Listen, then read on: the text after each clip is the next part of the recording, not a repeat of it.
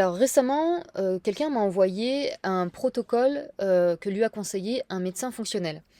Alors, dans cette vidéo, je fais pas cette vidéo particulièrement pour taper sur les médecins fonctionnels parce que je trouve ils peuvent être intéressants sur certains points. Par contre, c'est vrai que ce qui me dérange beaucoup avec la médecine fonctionnelle, c'est que finalement, je trouve que ça rejoint beaucoup la médecine classique allopathique.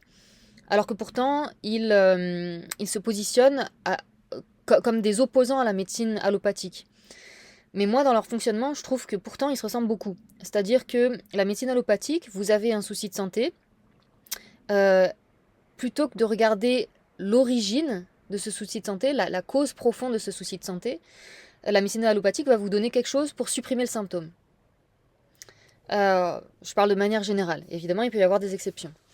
La médecine fonctionnelle, eux, ils disent qu'ils cherchent la cause, mais en réalité, c'est pas le cas. Ils ont un symptôme, la personne leur donne un symptôme, ils vont dire bon bah ça doit être une carence en vitamine D ou quoi, ou même généralement c'est même pas par rapport à des symptômes, ils demandent une analyse de sang très complète et ils vont voir carence en vitamine D, carence en vitamine je sais pas quoi, carence en telle hormone, etc. Et eux ce qu'ils vont faire c'est que ils vont donner de la vitamine D, de la vitamine je sais pas quoi et les hormones à prendre sous forme de complément.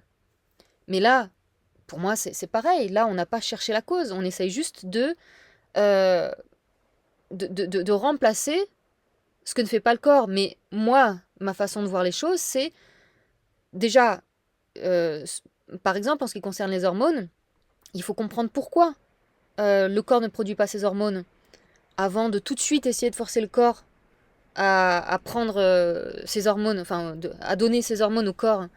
Donc là, en fait, quand ils donnent les hormones, quand ils donnent la vitamine D, etc., ils cherchent pas à comprendre pourquoi il y a un manque dans ces choses-là.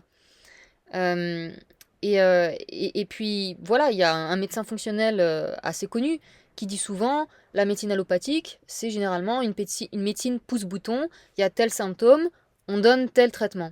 Mais je trouve que la médecine fonctionnelle fait exactement la même chose la plupart du temps. Il y a tel symptôme, il donne un complément. C'est pas un médicament, c'est un complément. Mais ce sont des compléments isolés qu'ils donnent généralement. Donc moi, c'est quelque chose qui me dérange. J'ai fait plusieurs vidéos sur ce sujet. J'ai fait aussi un article détaillé sur le problème des vitamines isolées, mais aussi des minéraux isolés, etc., des nutriments isolés de manière générale. J'en parle dans pas mal de mes vidéos sur YouTube. Donc je vais pas trop m'attarder sur ce sujet dans cette vidéo, mais moi, je ne conseille pas de se supplémenter en vitamine D isolée, par exemple. Moi, je conseille d'obtenir votre vitamine D de manière naturelle, c'est-à-dire par l'exposition au soleil et quand il n'y a pas de soleil, en mangeant des aliments complets, donc des aliments entiers, qui contiennent de la vitamine D. Pas en prenant de la vitamine D isolée. J'explique les raisons pour ça dans une vidéo détaillée sur la vitamine D que je mettrai dans les commentaires sous cette vidéo pour que vous puissiez aller la voir, parce que je ne vais pas redétailler tout ça dans cette vidéo, ce serait beaucoup trop long. Mais en quelques mots, pourquoi je conseille un aliment riche en vitamine D plutôt qu'un complément de vitamine D concentré où il n'y a que de la vitamine D et rien d'autre, c'est parce que dans l'aliment, vous avez la vitamine D, oui, mais vous avez tous les cofacteurs de la vitamine D qui fait que cette vitamine D sera utilisée correctement par le corps. Quand c'est de la vitamine D isolée, qu'il y a juste la vitamine D et rien d'autre, et même si c'est un complément vitamine D plus vitamine K, comme c'est le cas maintenant dans beaucoup de compléments, ça limite la casse effectivement qu'ils aient mis de la vitamine K, mais comme je l'explique dans certaines vidéos, la relation entre les différents nutriments est beaucoup plus complexe. C'est pas juste une relation entre deux vitamines. En vous complémentant avec vitamine D et K, il vous manque énormément d'autres cofacteurs. Donc vous n'arriverez jamais à vous complémenter correctement avec des choses isolées. Bon, ça encore une fois, je mettrai des liens de vidéos où j'explique ça en détail sous cette vidéo, s'il vous plaît, allez les voir si je ne suis pas claire dans cette vidéo. En tout cas, si vous avez l'impression que j'ai pas dit grand-chose, c'est parce que tout est dans ces autres vidéos. Donc pour revenir au sujet que je vais aborder aujourd'hui en particulier, donc j'ai cette personne qui m'a envoyé donc un protocole que lui conseille un médecin fonctionnel. Et notamment, voilà, il conseille, comme beaucoup de médecins fonctionnels, il conseille de prendre de la vitamine D en complément, donc de la vitamine D isolée.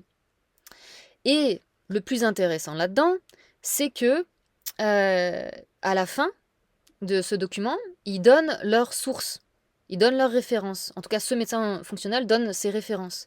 Et il cite une étude.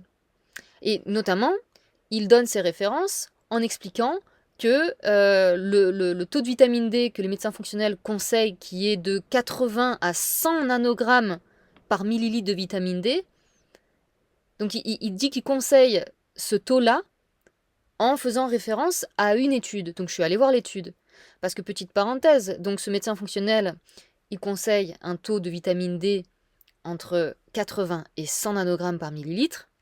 C'est énorme, c'est énorme. C'est un taux que vous ne pouvez pas atteindre naturellement. Vous ne pouvez l'atteindre que avec des compléments de vitamine D isolés. Rien que ça, vous devriez vous poser la question, est-ce que c'est bon pour moi ou pas? Je veux dire, si c'est inatteignable naturellement, c'est que c'est pas fait pour... Votre corps n'est pas fait pour ça.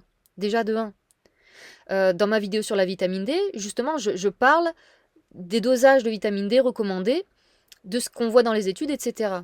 On voit dans les études, et puis moi je vois de mon expérience personnelle, de toutes les personnes que j'ai suivies au fil des années, que dès que le taux dépasse 40 nanogrammes par millilitre, cette personne est forcément supplémentée. Ça m'est jamais arrivé de trouver quelqu'un qui avait un taux au-delà de 40 naturellement. Quand vous avez un taux dans les 30 nanogrammes, c'est naturel. Au-delà de 40, j'ai jamais vu ça naturellement. Ou peut-être 41 ou 42, mais au-delà, c'est impossible. En tout cas, au-delà de 50, clairement, c'est impossible. Moi, personnellement, j'ai jamais vu au-delà de 40.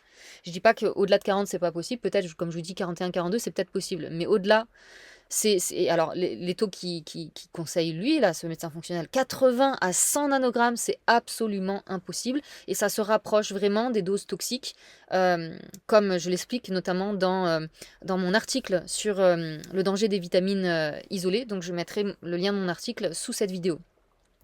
Bref, donc, il justifie ce dosage-là, ce médecin, en donnant le lien d'une étude. Eh ben, je suis allée voir cette étude. Donc, l'étude, la voici. Là, je vous montre, c'est bien ce lien ici que l'on trouve dans le protocole envoyé par ce médecin. Ok, c'est bien celui-là. Alors, pour que ce soit plus facile à tout le monde, pour tout le monde à lire, je vais le mettre en français. Ok, au cas où vous ne le savez pas, pour le mettre en français, c'est hop, traduire en français ici. Et là, ça le traduit en français automatiquement par Google. Ok, donc ici, vous avez le résumé. Dans le résumé, on voit pas grand-chose.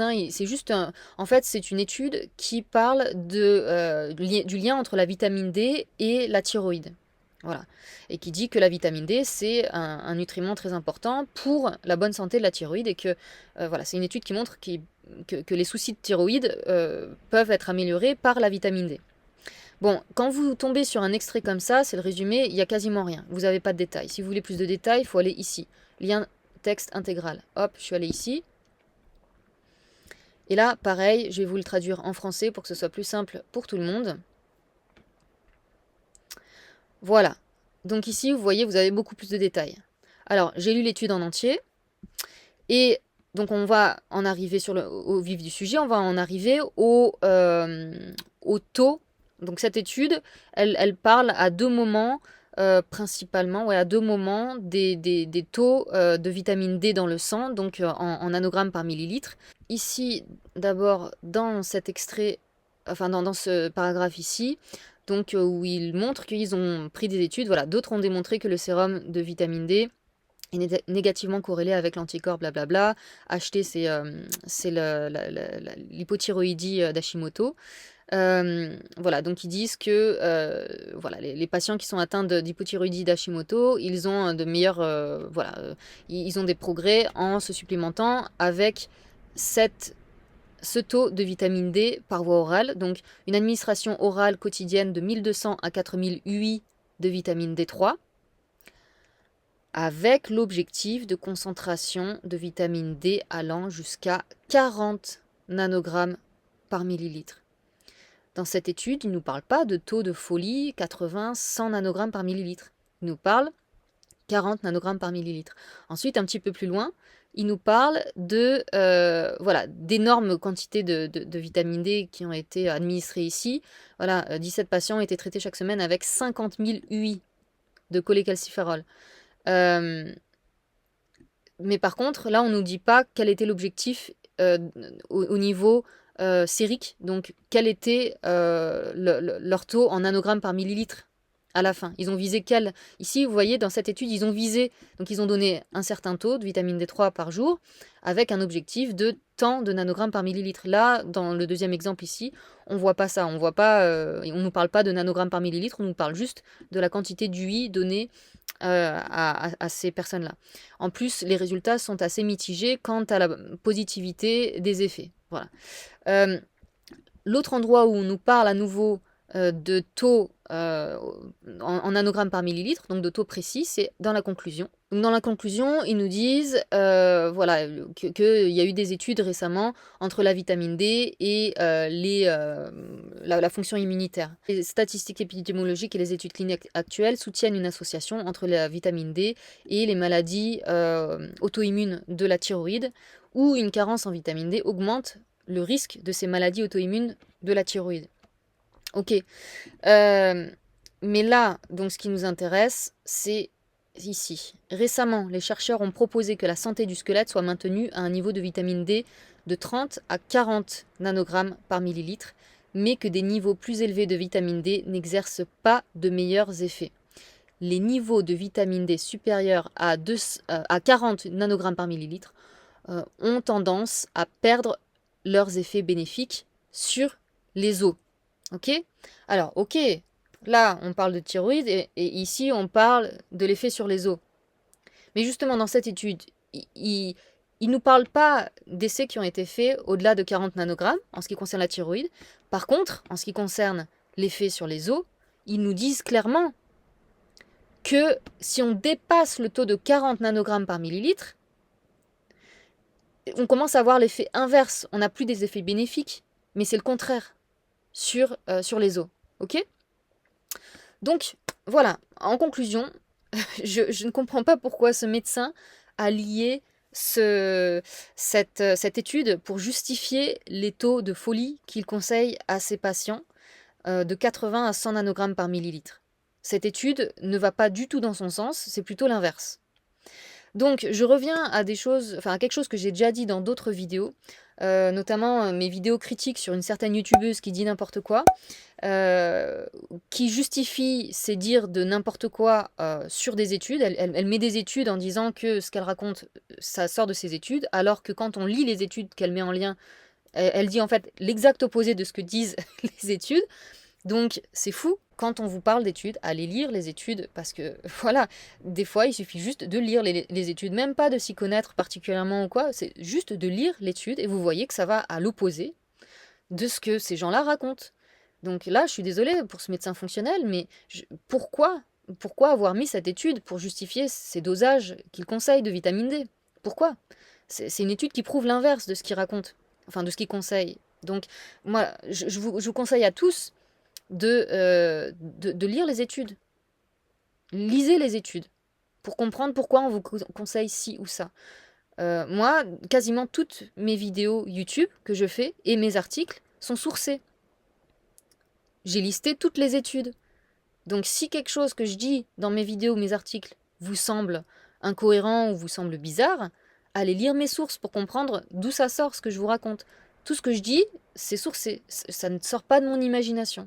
Donc voilà, moi j'aimerais bien que les médecins fonctionnels m'envoient des études qui prouvent que ces taux qu'ils conseillent de 80 à 100 nanogrammes par millilitre sont bénéfiques pour la santé sur tous les plans et non pas des effets délétères.